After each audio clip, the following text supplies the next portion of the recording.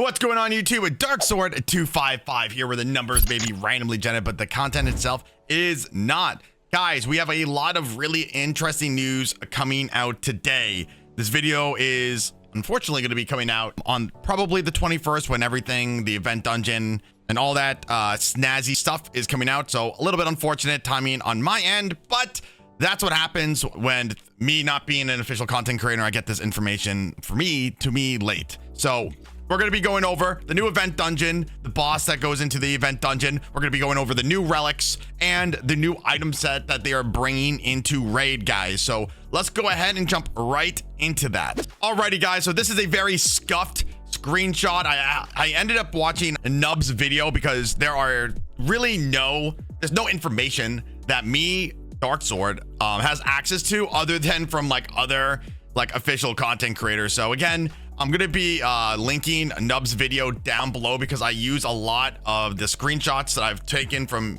his video so I can give my own input on it. To become part of my team, click the link in the description right now to get Elenaril for free, as well as 3 more amazing epic champions as you level up. Here's how you do it. Log out of Plarium Play on your PC and uninstall it. Click the link in the description, register with a brand new email, launch raid, and complete the tutorial. Go to your inbox and claim your first champion. Don't miss out on this chance to get a free Elenaril along with 3 epics as you progress through raid. Click on my link right now and let's get started. So the event dungeon, guys, is going to just be a very standard event dungeon. Same thing with Odin, same thing with the Alice event, same thing with the Corrupted Alliance event. The higher you progress, the harder the enemies are. We do not know what the enemies are going to be, like the champions that are going to be associated with the boss, but we do know, and this is the boss's rundown, we don't know what the boss is. I would assume, and I'm guessing, I think it would be cool since, again, I made a video about this yesterday, that it's basically going to be TMNT. So I think that this might be Shredder. Just guessing. I am probably wrong. We'll know, obviously, tomorrow. So if you don't roast me too hard in the comments, guys. But let's go ahead, guys, and go over the champions kit. Shadowkin. Okay. Attacks one enemy 3 times. The second and third hit for this skill will ignore 5 to 10% of the target's defense respectively. The second and third hit skill will deal 10 to 20% more crit damage respectively. And then that damage increases, obviously, the higher the level. Attacks all enemies 2 times. Each critical hit destroys the enemy defense by 5%, and it stacks up to 30%. Each critical hit also increases this champion's max HP by 5%. Wow, really interesting. So this is an HP void champion. Wow, you're probably going to be able to get him. I'm assuming going to be very similar to previous events where you could get Odin, Thor, Loki, and if you got all of the event champions, you would get a reward like the one we just recently did with Balar. If you got all these champions, you would get basically a reward for getting all the event champions. But this guy seems really cool. I really like HP nukers, and I could be wrong. I've only read 2 of his skills, but HP nuker, kind of cool. Build him with a lot of HP, and he looks like the longer the fight goes on, the more damage and HP he gets. So the higher HP he gets throughout the fight, the more damage he also does throughout the fight. So I'm assuming that this champion, obviously this is the event dungeon, but you're going to be able to get this champion. That Hydra and even Chimera, he's going to hit really hard for those long duration fights. Let's look at his third skill. Attacks all enemies before attacking, steals all buffs from a single target. This effect cannot be resisted if this champion is under a veil or a perfect veil buff. Fills the champion's turn meter by 15% for each buff stolen. Will ignore 15% of each enemy's defense, as well as shield, block damage buff. So Titus, out. Block damage, there's a ton of block damage, out. If this champion is under a perfect veil or veil buff, they will ignore 30% of the, wow. So this guy is going to hit extremely hard. Oh, I mean, obviously it depends on, the multipliers, but he's gonna hit pretty hard. Wow. So if he's under a perfect veil, You won't even need to build. Wow, that's crazy. So who do we just have that? The dog, right? Where you don't have to build accuracy at all. If you're obviously associated with Packmaster, this is a champion that obviously does all that himself. As long as he's under perfect veil, you could build this champion without accuracy, which is crazy. You could just get these crazy high HP numbers and crit damage. Okay. Decrease all incoming damage by 30%. The damage is split equally among all allies. And this is a passive effect. Okay. Except this champion. Ooh, that's kind of a bummer. But I do think that that means if we're going to be running the event dungeon, that he's going to, the main champion is not going to be taking a lot of damage, but all of his allies will be taking a lot of damage. So instead of him taking the damage, it's spread across his allies. Increase this champion's damage dealt by 50% for each ally dead. Wow. Okay, so that's scary. That's scary. So when we're doing this, we need to basically make sure that we're basically nuking the boss. And it might actually be more advantageous to not kill the associated champions. Of course, we, again, do not know what the associated champions are, but it might be more advantageous to just go right for the boss and try to kill the boss as quickly as possible. The longer this fight goes on, the more damage the boss does. Okay, active effect. When this champion loses 20% of their max HP in one attack, has a 100% chance to place evade for his next account. Oh my God, that's so annoying. So never mind, you're not going to be able to nuke him. Well, I guess actually evade, I believe, don't quote me, I think evade only works with your like A1 attacks, like skills and other things go through evade. But again, you guys can tell me if I'm wrong in, you know, in the comments down below. Okay, so has a 100% placing the next attack. When this grants evade effect activates, place a perfect veil buff on this champion for 2 turns and a 50% and has a 50% chance of placing a true fear debuff on all enemies. God, dude, it's like the Queen of Hearts all over again. Wait a second. I wonder if this is interesting, right? And I'm sorry, I read a little bit ahead. The true fear debuff cannot be resisted. So if it can't be resisted, then protected block buff doesn't matter. I think the only way to kind of get through, because it's not a protected true fear that's being placed on you, it's just a guaranteed true fear. So Shamal might be pivotal for this dungeon. He might be pivotal, or using her, or Doom Priest also, you know, removes one random buff. I mean, using her or Doom Priest might be like the go-to for this boss. Well, I mean, we're gonna find out again. This video is gonna come out when all the information for this really comes out. So again, bad timing, but I'm speculating. Increase all ally HP by on all battles by 33%. So this guy's like, if we have him as the lead, 33% is a pretty big. That's a lot. Not bad. We'll have to see what the champions that are associated with this event dungeon. I'm hoping that it's not going to be as terrible as the Corrupted Alliance was. The Corrupted Alliance was, especially on the higher end, like 29, 30. Well, 24 up in the Corrupted Alliance was really bad. You know, dealing with Commodus was difficult. And you just, you know, the speeds that you needed. But I'm actually really excited for the event dungeon to come out. I really like trying to make teams for that. So let's go ahead. We're going to now go into, this is pretty quick. We're going to take a look at the gear set that has been introduced that they are adding. It's another 9-piece set, which is annoying. But I mean, I don't think we're ever not going to get I think the progressive sets that will be added in the game will always be this. Alrighty, guys, the set is called Chronophage, which is an awesome name. Love the color, since my favorite color is green. I mean, I think that this set looks really cool. Really cool. But let's go ahead and kind of read it. Raiding the event dungeon will give you some nice rewards along with a brand new Chronophage set that's a 9-piece. I wonder if it's also, we're gonna have to make sure that, yeah, I'm curious if they're gonna have pinpoint gear, the ability to get pinpoint gear and the new set, or is it gonna be exclusively whatever like items, like generic item sets that you can get, like shield, immunity, blah blah blah, this set and pinpoint, or you know, just this? I would assume that it's gonna be a mix of the two with pinpoint and this set. I mean, we'll know. 1 piece is 10% HP, 2 pieces is 40% resistance, 5 pieces 5% speed, which is nice. 4 pieces start the round with 1 immutable stack, and then 6 is 2, 9 is 3. So you are getting an unbelievable amount of resistance in this kit, which is nice, right? 80 plus 80 resistance and 10% speed. That's the 10% speed is meh. The resistance is what I'm interested in, and the HP. So this set I think is going to be pretty interesting.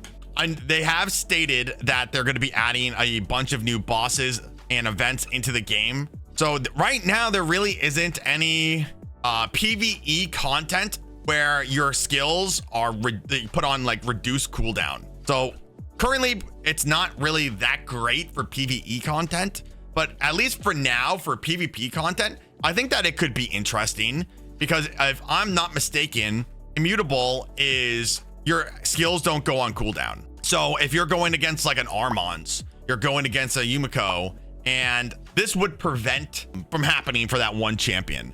So I think what might be cool if you put a set like this on like a reset champion for your team. So you could make, in theory, like a really cool go second team, and you have one champion that basically, if you're going against Armons and Armons is like reducing your skills, or or Yumiko or anything like that, you have one champion that like does like an ability reset, right? Like Lamatsu, just off the top of my head. I know there are other people, but I can't think of any off the top of my head. She would be able to go immediately reset somebody else's skills, which would then counter the champion that is being used as a skill cooldown champion. So I think that's kind of an interesting like idea. A 9-piece is kind of crazy for like 3 stacks. So I think it's going to be a nice sweet spot for going for the 6-piece. I think you would probably want to stick with the 6-piece, but I think that this is, as of right now, a very niche set, but has a lot of potential in arena. Again, it's not like, oh my God, Pinpoint is so amazing. It gives you all these amazing things, blah, blah, blah, blah, blah. This is, I think, a pretty interesting piece. I think that as we get pieces and we are testing them out, we will see some really interesting strategies moving forward. All right, guys, we're going to be jumping into the relics, and I just got the screenshots for all of these relics right from the raid official Discord. So we're going to just be taking a quick little look at these. They added, let me see. They added 1, 2, 3, 4, 5, 6, 7, 8 new relics. So interesting. So let's go over the rares first. And then we'll go, we'll go from rares all the way to the mythics. So Jaws of Hatred, first of all, sick name. When attacked, the wearer has a 10% chance of increasing their defense by 10% until the end of the turn. Occurs once per turn. This sounds definitely like a rare piece. Maybe this piece would be decent on, it stacks up to, let's see, 35%. Interesting. Maybe on like an Ultimate Death Knight, this would be kind of cool. If like he's getting hit hard with a nuke, like you're just like stacking your defense like really, really high. It's just like a rare piece. I think that the rare pieces right now that you can craft are pretty garbage for the most part. Like the only piece that I really like, Maleficent Talon. I know I just butchered that name, but like that's the only piece that I am like, oh my God, I'm gonna upgrade this piece. This might be a good like alternative, right? But the rare relics in this game are just a snooze. Okay, Thunderous Circlet. Wearer has a 20% chance of placing a 15% continuous buff on themselves for 1 turn after losing 25% or more of their max HP. Interesting. I think that's cool. This is like a budget golden elixir. I think golden elixir is a little bit better. By a little bit better, I mean significantly better, because instead of placing that continuous heal like on you, you get healed immediately under 50% HP. Versus this is 25%.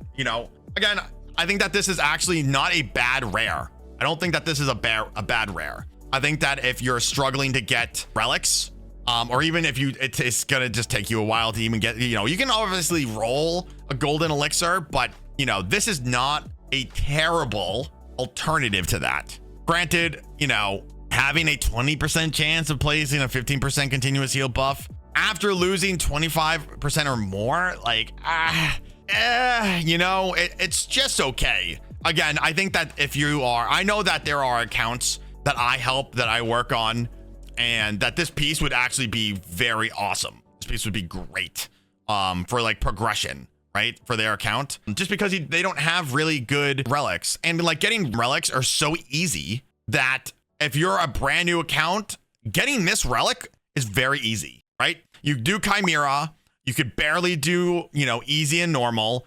You get some materials from doing that, and then you can craft, and you have a high chance of getting this, right? So I like that they introduced this. Do I think it's amazing? No. Do I think it's going to be ever used on my main account? No. But for progression into the game, from a brand new account to the mid to late game, depending on your artifacts, this is not bad. This is not a bad grab. Okay. St. Xavier's Tribute, I think I said that right. Wearer has a 50% chance of placing a perfect veil buff on themselves for 1 turn. At the end of their turn, this chance increases from 5% for each 15% HP loss. This is cool. Hey, look, it's literally Shredder. It is 100% Shredder's mask with like a Jesus crown around it, dude. 100%. That's actually wild. This is great. If you get the event boss as a champion, like throwing this on him would be pretty cool. Because this is like every time the wielder has a 50% chance of placing on themselves. There's a lot of champions that are strengthened by veil buffs. I think Kaldor is one. If he's under a perfect veil, he hits harder. So like having a relic that is doing that for you, that you don't have to, let's say, rely on another champion, a Rector Drake, a Glaciad, you know, that putting perfect veil down, and you can build teams differently as sort like because of this item. Pretty cool. Pretty cool. And then they have a chance of placing the veil on them if they take a lot of damage. That's pretty cool. Exusars. My reading skills are terrible. Totem. Look how absolutely goated this looks. Wearer's turn meter increases by 10% whenever an ally receives. Ooh. So imagine, this would be wild, right? Occurs once per turn. But look at the turn meter boost. So 20%, but this would be a beast in arena. I think that this would be a beast in arena because like I said previously, imagine you put this on a champion and you have the new set bonus on him, right? You have this item and the new set. And then Armand comes around, you know, walks over, throws out his A2, stuns 3 of your champions. You're now getting 10% per ally. Like you're getting an unbelievable amount of a boost. So therefore, if you have like an insane a reset champion or like skill reset champion with that other piece of gear and you pair it with this item, that you would be able to basically go first, reset your entire team's skills. And if they're all under, you know, stone skin, then that strategy of like putting people's skills on cooldown is negated. So that might potentially be like a really cool counter that we could see in the arena, which I think that I could be wrong again, guys. You know, I could be wrong, you know, let me know, but I like that potential strategy. Oh, this is pretty cool. Mask of Disquiet. Wearer has a 30% chance of activating an instant turn effect on themselves after oh my god, anything to deal with being cheaped in this stinking game. Yes, because right now it's only the wand of submission, ha ha ha. But wow, dude, instantly attack, dude. You put this on a nuker, you put this on, like, let's say you have a Volcanos, let's say you have a Commodus, let's say you have like all of these champions that you know in arena get sheeped, right? Imagine you have it on those champions. Armand's comes around, ha ha ha ha ha, or a 6-star blessing champion with a 6-star blessing sheep comes around, ha ha ha ha ha, and they attack.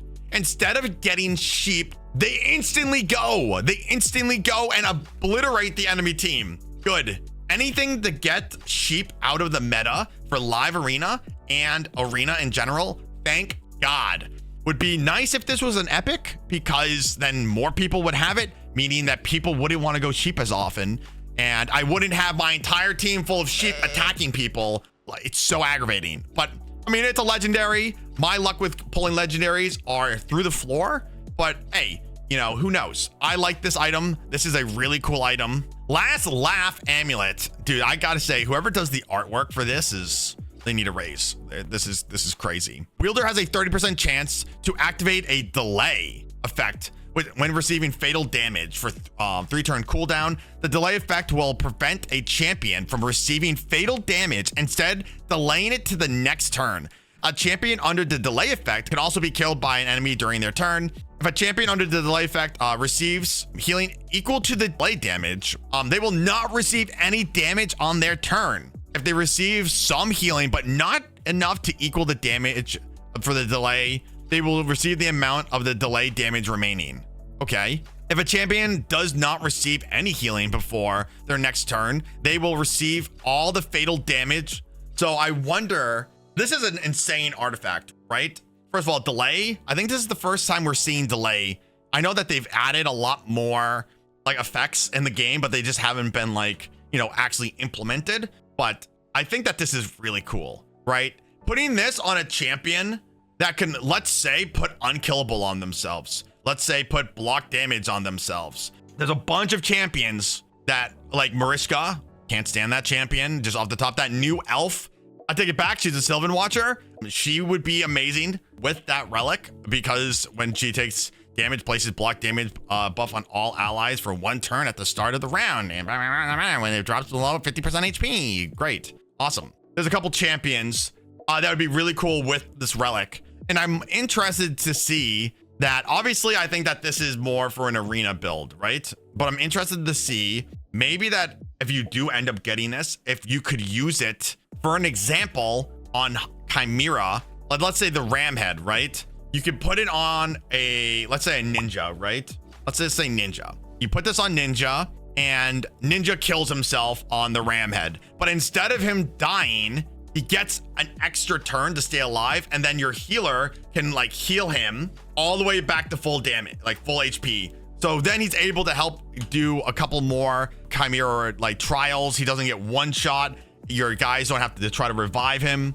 Who knows? Like, I think that could be a good use case for like PvE. Mainly this is like, in my eyes, a PvP chance, but nonetheless, I think that's a really cool relic. And I'm glad that this is not a mythical relic. Alrighty guys, okay, look again, I'm gonna just say it again. The graphics look so cool. Stars of Jiang. Whenever an enemy turn is increased, the wearer increases their own turn meter by 10%. Oh, that is really cool. Whenever an enemy's turn meter is increased, the wearer increases their own turn meter by 10% of the enemy's turn meter increase. Wow, and then look how much you can increase this. So that's actually, this is really, really cool. If you are struggling to go first, like if you're, wow, man, a lot of these relics that they're adding are really a lot of PvP based. There's some that are PvE based, but I feel like a lot of these are all PvP based. This could be great. Let's say you're losing, you can lose the speed race, right? Let's say you both have arbiters for whatever for whatever reason, and their arbiter goes first and they increase their turn meter. You have if you have this on there, this would almost guarantee, I say almost, guarantee that your arbiter will go before the other teams, like the rest of the other team, right? So like, especially, oh my God, like look at the turn meter boost that you're getting, which is insane. So like, if you're struggling to go first, I think that this would equally put you on a pretty decent playing field. Or even if you have a nuker, right? Like, let's just say that you have, for me, I build my Lazarus and Stone Skin and Pinpoint, right? But like, let's say I have him really slow because I want him to guarantee when he moves to absolutely tactically nuke the enemy. This would give him a lot of turn meter, So if I don't go first and the enemy goes first and they're just, you know, stacking turn meter boosts on themselves, it now gives me a chance for my other champions, like a nuker, or like I said, a turn meter based champion, or a champion that I want to go first to lower the cooldowns of the other team. This would give you an equal, like a pretty big footing to fight back. Granted, it's a mythical, so good luck getting it, but I think that's this is a pretty interesting relic. Okay, I'm not even going to try to pronunciate the first part of this. This is so cool, dude. Look at the mask peeling back with the skull behind it. Enemies cannot land critical hits on the wearer if the wearer's HP is below 15%. Oh my God. Imagine putting this on any void champion. Oh my God, dude. And you can increase it. Let's see. 25%, 35%, 40%. You could have this if you had it six star level 6, which is, by the way, I don't think anybody has level 6 anything. But let's just say 4 or 5. My God, 35 to 30% HP, and you have it on a void champion. Wow. Well, I guess it doesn't have to be on a void. I take that back, because it doesn't matter. They cannot land a critical hit on the wearer. So that doesn't, I guess the void doesn't really matter, because void, you don't have any strong affinity for void champions. But this would still be cool. This is a beast of a relic. There's a lot of obviously really cool use cases for it. I know it's going to be interesting to see if people are, obviously there are going to be people who can get it. There's going to be a lot of events for the whatever the gear, the fragments are going to be to get this, similar to, like I said, the Corrupted Alliance that we did. So I have a singular piece of mythical relics, singular, right?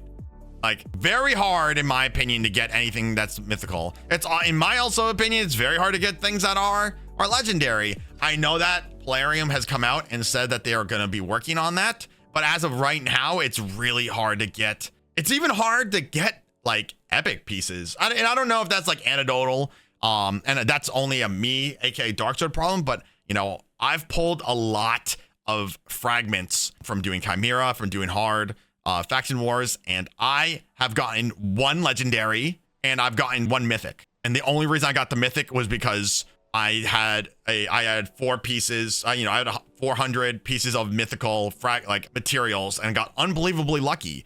I pulled actually twice for the mythicals, and I got a legendary for 1, and then I got lucky and got the heart on the second one. Really lucky.